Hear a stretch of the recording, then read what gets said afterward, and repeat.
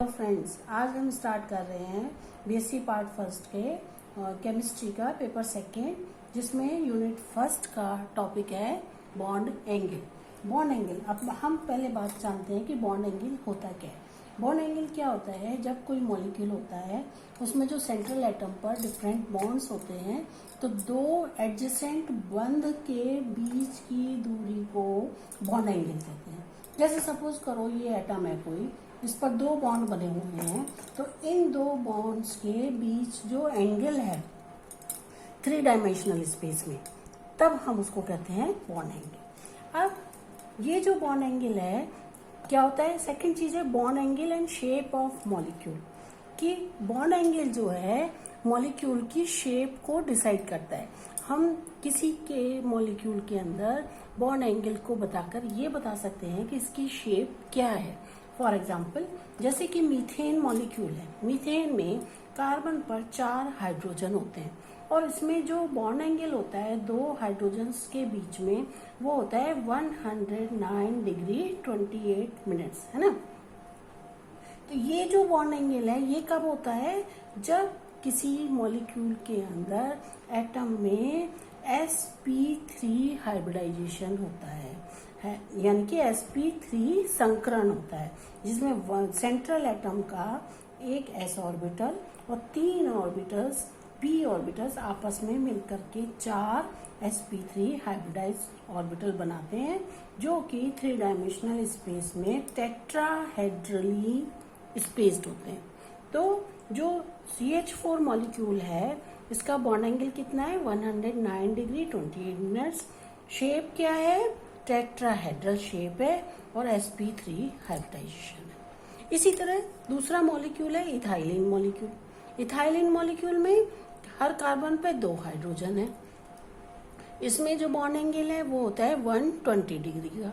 120 degree यानी कि इसमें sp2 हाइब्रिडाइजेशन होता है। कार्बन का एक s और 2 p ऑर्बिटल्स आपस में मिलकर के 3 sp2 हाइब्रिडाइज ऑर्बिटल्स बनाते हैं, जो कि 3 डायमेंशनल स्पेस में 120 डिग्री पर एक दूसरे से रहते हैं और फिर वो हाइड्रोजन के साथ बॉन्ड बनाते हैं, तो जिससे जो बॉन्ड एंगल है वो हमारा 120 डिग्री का। यानी कि अगर किसी मॉलिक्यूल के अंदर 120 डिग्री का एंगल है तो हम उससे ये बता सकते हैं कि मॉलिक्यूल के अंदर sp2 हाइब्रिडाइजेशन है और ट्राइगोनल प्लेनर उस मॉलिक्यूल की शेप होगी, जैसा कि इसमें है। इसके बाद आता है अगर बॉन्ड एंगल 180 डिग्री का है, यानी कि 2 एडजेसेंट बॉन्ड्स के बीच में बॉन्ड एंगल जो है 180 डिग्री का है, जैसा कि एसिटाइलिन में पाया जाता है।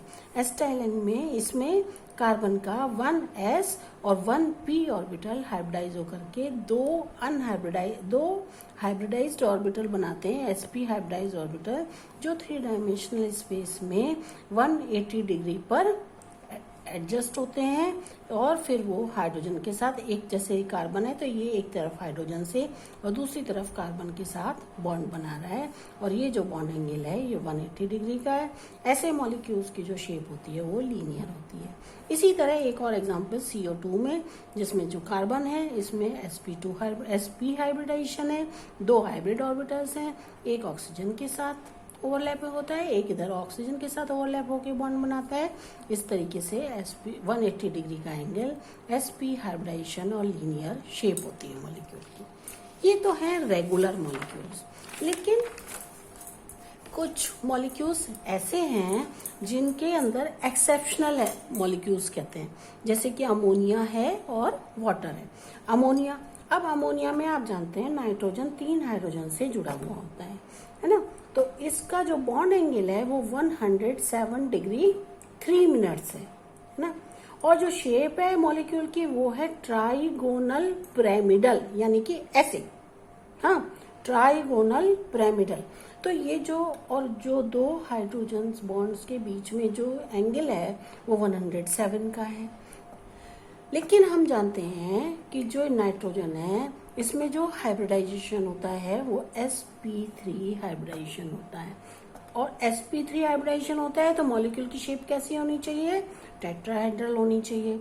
बॉन्ड एंगल कितना होना चाहिए, 109 डिग्री 28 मिनट्स, लेकिन ऐसा नहीं है। तो ऐसा क्यों होता है, ऐसा इसलिए होता है कि जो हमारा नाइट्रोजन है उसका जो वैलेंस शेल है उसमें जो है 5 इलेक्ट्रॉन है ना, 2s में 3p में। तो ये चारों ऑर्बिटल्स आपस में मिक्स होंगे, यानी कि एक s और 3p। तो जब ये sp3 हाइब्रिड ऑर्बिटल्स बनाएंगे तो एक ऑर्बिटल के अंदर क्या है, लॉन पेयर ऑफ इलेक्ट्रॉन है, इलेक्ट्रॉन्स का पेयर है, यानी कि वो बॉन्ड नहीं बनाता। और नाइट्रोजन के पास जो 3 है उनके अंदर एक एक इलेक्ट्रॉन है, तो वो हाइड्रोजन के साथ ओवरलैप करके बॉन्ड बनाते हैं। अब इलेक्ट्रॉन्स तो मॉलिक्यूल को शेप देते नहीं है, तो इसकी तो कोई शेप है नहीं, तो बाकी तीनों कैसे हो गए, तीनों एक उसमें हो गए। अब बात आती है बॉन्ड एंगल की, कि बॉन्ड एंगल 109.28 मिनट्स क्यों नहीं है।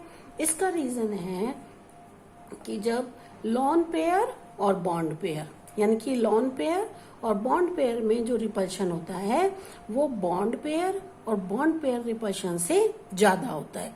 तो जब ये रिपल्शन ज्यादा होगा तो ये इन तीनों को फोर्स कर देगा, तो फोर्स करके ये थोड़े दब जाएंगे, जिससे जो बॉन्ड एंगल है वो 109 की जगह 107 डिग्री 3 मिनट्स ही रह जाता है, और जो मॉलिक्यूल की शेप है वो ट्राइगोनल पिरामिडल ही रहती है।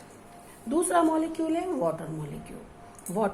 वाटर मॉलिक्यूल की शेप कैसी होती है, वी शेप की होती है, ऐसे है, वी शेप की होती है, और जो बॉन्ड एंगल होता है 104 डिग्री 5 मिनट्स।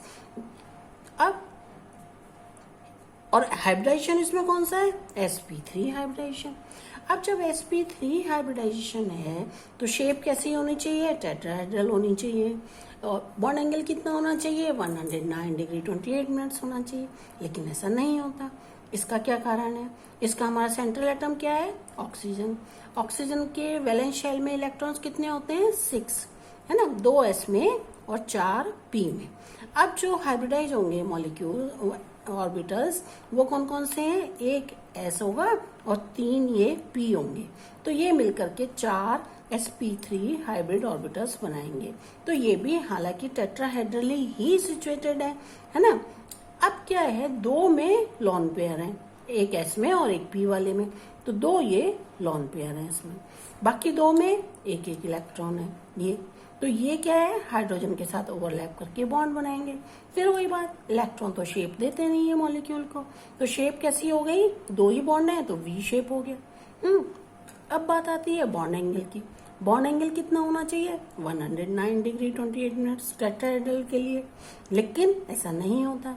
ऐसा क्यों नहीं होता, इसका रीजन क्या है कि जो लॉन पेयर में रिपल्शन होता है, ये क्या है, लॉन पेयर है, ये लॉन पेयर है, तो लॉन पेयर में जो रिपल्शन होता है वो लॉन पेयर बॉन्ड पेयर के रिपल्शन से ज्यादा होता है, और जो बॉन्ड पेयर का रिपल्शन है वो lone pair bond pair repulsion से भी कम होता है ना।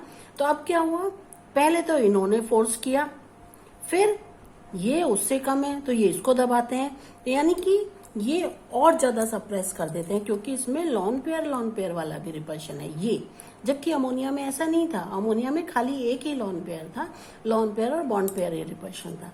तो इसमें क्योंकि ये स्ट्रांग होता है तो ये उनको ऐसे से दबा देता है, जिससे बॉन्ड पेयर सप्रेस होकर, बॉन्ड एंगल सप्रेस होकर 104 डिग्री 5 मिनट्स ही रह जाता है। तो ये कुछ एक्सेप्शन है।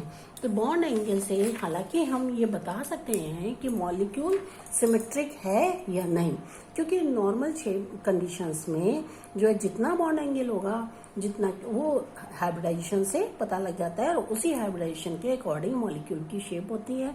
लेकिन ये कुछ एक्सेप्शंस होते हैं जिनमें सेंट्रल एटम के ऊपर लॉन पेयर ऑफ इलेक्ट्रॉन्स होते हैं, जितने ज्यादा लॉन पेयर ऑफ इलेक्ट्रॉन होंगे उतना ही ज्यादा उसमें डिस्टर्बेंस होगा उसके मॉलिक्यूल में, और वो उतना ही असिमेट्रिक होगा, और या ये कहें कि वो एबनॉर्मल होगा, जैसा कि अमोनिया और वाटर मॉलिक्यूल के केस में आपने देखा। थैंक्स।